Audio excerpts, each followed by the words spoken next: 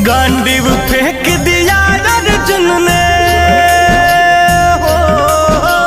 गांडीव फेंक दिया अर्जुन ने, पगला का हुआ भेष। श्री कृष्ण जी लगे सुनाने गीता का उपदेश। श्री कृष्ण जी लगे सुनाने गीता का उपदेश।